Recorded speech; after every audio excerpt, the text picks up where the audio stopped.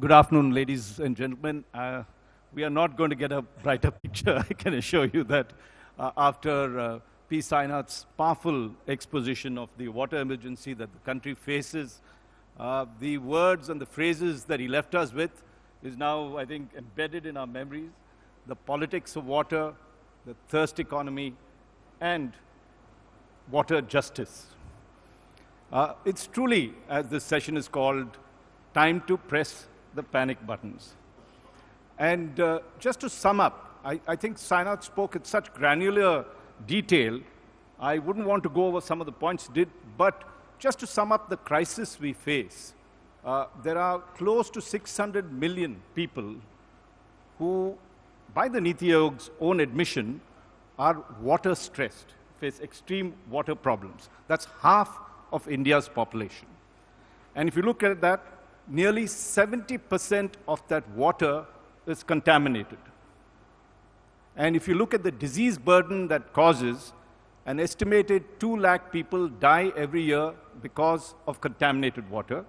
And if you boil that down to,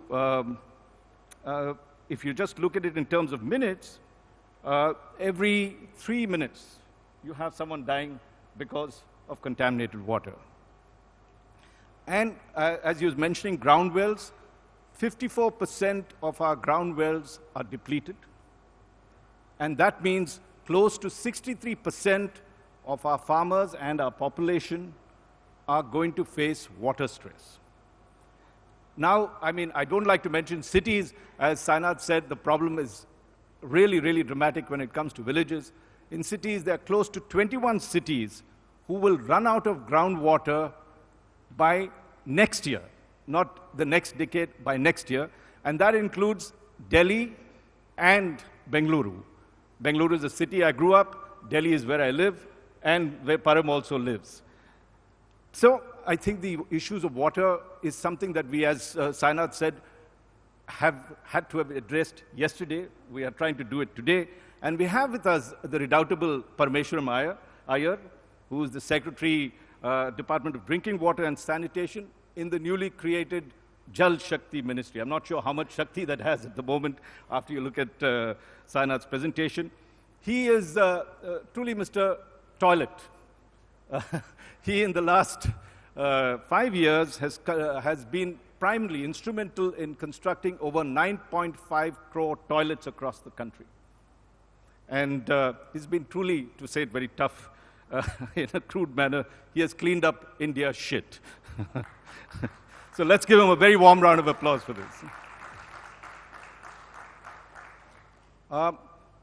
But now you're expected to be the rainmaker. And the first question, Param, is you built 9.5 crore toilets. Now, why didn't the government, or the Modi government, think about the water crisis simultaneously? Here you were providing toilets to the people, but there was a simultaneous water emergency. Why did it have to take the second term of Mr. Modi to declare a water emergency? Sure. You know, first of all, Raj, Mr. Sainath is a very difficult act to follow. But at least I followed him. I was joking in terms of my dress uniform. We're both wearing khaki pants, white shirts, and a black half-bun color. Now, and I think that, you know, he's painted a very grim picture, and a lot of gloomy arithmetic has been mentioned. And to answer your question on why has the water challenge been kept pending for a while, I think that there's a time and place for everything. If you look at what this government has done over the last 5 years, they have addressed basic services delivery. In fact, you might want to call it the policy of implementation. Now, whether you're talking of toilets, cooking gas, houses, bank accounts, electricity, they actually delivered services. And of course, Bijli, Sadak, now you need Pani. In fact, when I took up this job 3 years ago, there was a drought again in 2016. The Prime Minister had one-on-one discussions with about 13 chief ministers of the most drought-affected states. And they got down into great detail in terms of what were the actions which needed to be taken. So water was very much on the agenda. A lot of work has been done despite, so I would, you know, I have to defer to Mr. Sainath, but I think that's a glass full empty story. There have been success stories on water conservation in Rajasthan, the Jal Swavalamban program in Maharashtra itself, Jal Yukt Shivar. There are a lot of success stories. Of course, there are big challenges ahead. And therefore, this government now, finally, Mr. Modi decided that we need to look at water in an integrated manner. So the creation of the Jal Shakti Mantralaya, which has brought together water resource management and service delivery, both for water and sanitation. So now we are starting to look at water in an integrated manner. There is also the Jal Shakti Abhiyan, which is looking precisely at water conservation, or Jal Sanchay, is looking at local level efforts to store water in that incredibly short period of the monsoon which we have. So water is very much on the agenda. And the idea and the whole point about justice and fairness, I have to tell you, all those 10 crore toilets which were built, 90% of them are for people below the poverty line, scheduled caste, scheduled tribe, weaker sections. So these basic services which have been delivered over the last 5 years have gone to the weakest of the sections. Now, how much of these toilets that you built actually have water to flush them out? I mean, that's the question. A lot of the NGOs say that these toilets, great, you put up this construction, but you really don't have enough water to handle these. Sure. And you know, that's why this twin pit model, which for me actually is almost a Nobel Prize winning invention. In rural India, the twin pit toilet is almost like a self-contained treatment unit. You fill one pit at a time. One pit fills up, you divert to the second pit. And then the pit which is closed, you wait for a year and a half, and it becomes compost, human compost which you can use as organic fertilizer. So these toilets also have what we call the steep slope rural pan, which requires only 1.5 liters to flush, unlike the urban pan. And therefore, with half a balti of water or a couple of mugs, you can actually flush your toilet. So it is obviously more convenient to have tap water or pipe water supply in your house. It helps to sustain the whole program. But for a twin pit toilet with a steep slope, you don't require that much of water. And that's not the main reason why people don't use toilets. You need to change behavior. And I think we succeeded in doing that. I mean, the Prime Minister has always been talking about the Swachh Bharat mission as a Jan Andolan. And people took to this program, made it their own, and they changed their behavior. So what percentage of the toilets have water? So today, if you look at public standposts, about 56% of the rural population have access to piped water supply through public standposts. If you look at house connections, it's only 18%. And that's the big challenge. And that's why the Prime Minister has announced the Jal Jeevan mission. And again, it's a big idea. It's a big disruptive idea, where to go from 18% of households in rural India which have tap connections to 100% in 5 years. And we're going to get it done. We are holding regional workshops. And this program, unlike earlier programs, will focus on 3 things. It will focus on what Mr. Sainath was talking about, which is source sustainability. So the idea is not to build a large infrastructure of pipes, and there's no groundwater, because 50 to 60% of the schemes will still depend on groundwater. So how do you recharge? How do you use rainwater harvesting? All that will be mandatory. And then the reuse of grey water. Because when you provide piped water supply to 100% of the households, an awful lot of water will come out as grey water from the kitchen and bathing. And how do you treat that? Use it again for recharging and also for agriculture. So this is an end-to-end program. It's going to be put on This is the Nal Se Jal program that you're talking about. This is the Nal Se Jal program, exactly. No, but I mean, we'll come to that. I think Sainath was also referring to the real crisis, which was farmland, water cropping, and the fact that he mentioned that you're using sugarcane, growing sugarcane in drought areas. Now, one of the main things is farm efficiency of use of water, and India figures very, very low of that, in that thing. I think out of 123 countries, we're somewhere 120 in the ranking of that. If you look at a country like Israel that really has micro-irrigation, and it's, you know, it is a water shortage country, and yet it is able to harvest its water. Whereas if you look at Indian statistics in terms of micro-irrigations, barely 8 to 10% of our farms. What is the revolution that the Jal Shakti ministry is planning? Can it do it, or is it a lot of hot talk that goes on this? No, absolutely. So about 89 or 90% of water is used by agriculture. And clearly, we need more efficiencies in terms of water usage and using less water-intensive crops. There's no doubt about that. And that shift is already taking place. You're right, in terms of drip irrigation, we don't use too much of that. But how do you change the behavior of farmers? And you have to do it through incentives, right? It can't be done by fiat.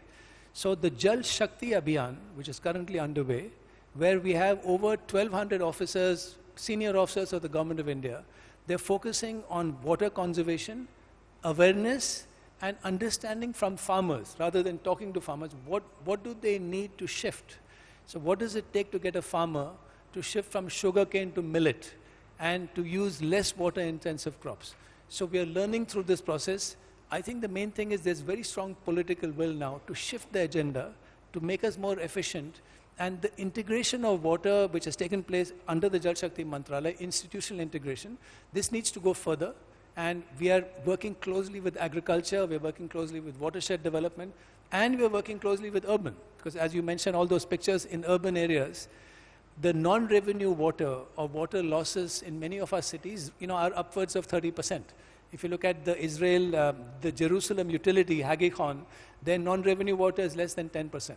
So there's a big scope for more efficiencies, for demand-side management. And I think that step one was integrating water. It's very much on the agenda, and now we need to look at it in a holistic manner. Now, one of the things is it does appear to be a top-down approach. And the fact is that water is a state subject. So the central government might have apportioned 26,000 crores or whatever the budget is at the moment. I think it's around that. But yet, when it comes to implementation, it has to be the state governments that do it. So Mr. Modi and the team that he heads could say a lot about it, even pontificate about the need to have, deal with the water crisis, but really doesn't have the power to do that. How are you going to change that? Sure. Look, we are a federal system, right? And we are talking of competitive, cooperative. We have to work in a federal system. Now, we did that in Swachh Bharat. We've done it in many other programs which have had state subjects as the driving force. Similarly, in water, no one said it was going to be easy. It's going to be much more complex than the Swachh Bharat mission. But I think there are 4 lessons we have learned from Swachh Bharat which will help us here again. And there are 4 Ps. The first P is political leadership. This was the first time a Prime Minister of India spoke about toilets and the indignity of women and girls from the Red Fort. That backing, that wind at our back made a huge difference. Public financing. So under the Swachh Bharat mission, more than $20 billion, more than 1 lakh crores. Here, the Prime Minister from the Red Fort spoke about 3.5 lakh crores. So they're putting money where their mouth is. And the third is partnerships with NGOs, with experts, bringing in people from abroad. We had a gentleman from Australia who came and spoke to us about river basin management and how Australia in a federal system learned how to divide water and get into a situation where they worked compatibly. And the fourth is people's participation. And that, when the Prime Minister talks about making this a Jal Abhiyan, that's exactly what he means. See, this program, the Jal Jeevan Mission, is a bottom-up program. It's about decentralizing water to the lowest appropriate level, getting the people involved. All the things which Mr. Sainath spoke about is how do you put them in the driver's seat, give them the resources, give them the skills, let them decide, and then it's sustainable. Now, one of the issues is that India gets plenty of rain. Though, as Sainath points out, it comes at different intervals, not necessarily suitable. But we get an estimated 4,000 billion cubic meters of water by rainfall. Out of that, apparently, we use only about 1,000 billion cubic meters. Therefore, there is sufficient amount of water that needs to be harnessed and harvested if we have to meet this water crisis. How are we going about that? You have plenty of water, but yet it's running off into rivers, into seas. You're not able to stop it and use it for whatever, not just human beings, but creatures, as Sainath pointed out. No, exactly. And, you can do it in one of 2 ways, and actually you can have a via media. So you can have big dams. We have 4,000 dams which can store water. They're expensive, they take a lot of time to build, and they lead to all kinds of other issues, social, environmental issues. And you can do that, or you can do local level water conservation. Jal Sanchay, that's the term, water collection. And this Jal Shakti Abhiyan is focusing precisely on that. So 256 of the most water-stressed districts in India, 1,600 blocks, most of them in the western part of India. And there are 5 intervention areas there. Water conservation, rejuvenation of traditional bodies, reuse and recharge, watershed development, and intensive afforestation. So, I saw that picture where there's a forest outside the house. But over this last 3 months, there's been phenomenal movement towards water conservation. Awareness is coming about. If you see now, I don't know, India Today may be the last channel which hasn't come up with a mission Pani. Everyone else is doing it, right? You guys have done... Arun is here. Arun is here. You guys have done great work on sanitation. Safai Giri, big kudos. It's made a big difference. Now, water is on the agenda, but in particular, water conservation. So you can do it at a local level. It needs to be, we need to bring in more technology, better technical assistance. So it's got to be done at both levels. Now, one of the things that the Modi government did take up was the interlinking of rivers. And I think there's something like 30 projects currently on, which is trying to link up the rivers. This was a thought that Mr. Vajpayee and much earlier also has been talked about. How practical is that? Are we just spending money down the drain? Is this going to destroy the environment, as a lot of people fear? Is it going to be useful? Will it sort our problems? Look, I mean, what's the basic philosophy of the interlinking of rivers is to shift from a water surplus basin to a water deficient basin. Now that makes a lot of sense conceptually, but it's got a lot of practical implications. So this has been, as you said, on the anvil for a very long time. The government is looking at it again. It's got implications, environmental, societal, resettlement. So I think with all these considerations, it's going to take some time before a final decision is taken. So my sense is that we are not jumping into it for the moment. And in terms of technology, you mentioned technology. What are the kind of, though Sainath believes that it's not a technological solution that can help us, what are some of the new technologies, like you brought with toilet and you said that's a Nobel Prize winning sort of idea. What are the kind of technologies that we can bring in to India where we can actually conserve water or use it efficiently? You know, already for a very long time, space technology for aquifer mapping. So where exactly are your groundwater resources? This has been going on. The Space Organization does a brilliant job. And if you come down to the micro level, 3D village contour mapping, critical now. To know the slopes in a village, that space technology is available. So how do you design systems where when you either provide water supply or you drain it out, where is the drain slope, where's the slope of the drain? How does it reach that lowest point in the village where you can have a simple waste stabilization pond? So these technologies are being used and we are mapping it on an extensive scale. How much have you linked up with, say, Israel and understood how they do their business, particularly drip irrigation? They brought it to the world. What else can we do with this? They work very closely with us, actually. So they, in fact, the Jal Shakti Abhiyan, we brought together 1,300 officers who had come back from their second visit, and we had the Israeli ambassador and a whole bunch of technical people who spoke to us about water conservation, satellite mapping, and even awareness generation. You know, Israel had this phenomenally successful awareness campaign on water conservation. Because the big difference, Raj, between sanitation and water is in sanitation, in the beginning, we were trying to market a product which really didn't have any intrinsic demand. People had been defecating in the open for centuries. So the degree of difficulty was, how do you shift that behavior? What will trigger that change? In water, everyone wants clean water in quantity, but conservation of water, that's the behavior change. And so that awareness we're bringing about, and Israel is actually helping us there. Now, our big cities, Mumbai and Delhi and every other city, hardly 30% of the water that we use is treated. It flows into our rivers, mucks it up, downstream pollution. What are we doing about that? Yeah, so let me give you a statistic and maybe a quiz question. So do you know what percentage of our cities have sewer networks? Take a guess. So less than 30%.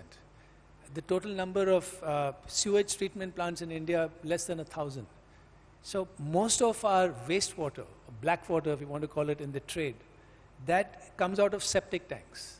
And that wastewater or black water is basically pumped out, taken in honey-sucking trucks, and typically dumped in the nearest water body. So a lot of our water bodies in and around cities are contaminated. So we are now, at least in urban areas, they're looking to moving towards decentralized treatment of sewage and going in for what we call fecal sludge management, where you have decentralized units. So one idea now, if you treat it that way, you can actually, that water is safe enough to be discharged to rivers. It could even be used for agriculture like they do in Israel. So we're moving towards that, and we are seeing wastewater as an opportunity and not as a threat. That's an interesting point, because you talked of grey water and black water, which is interesting terminology. But what could we do, because we pump out so much of water in our city, from our cities, what could we do to have this clean? What is the technology available to it? Or we still have to go through the primary, secondary treatment plants? Are we back to, the almost 30, 40 years of technology? Sure. In the traditional jargon, primary, secondary, tertiary treatment, I think we can leapfrog that now. And so some of these technologies, by the way, are incredibly energy intensive. Sequential batch reactors, huge plants, suck in a lot of energy, and many plants in India are functioning at 50% capacity. So we are now trying to see whether we can utilize that capacity, bring in truck-in waste. So if you can move towards fecal sludge management, particularly in the smaller cities, provide services there. In some ways, they would also prevent the influx into cities. So there are different lower cost technologies, less energy intensive. For example, you have geo bags.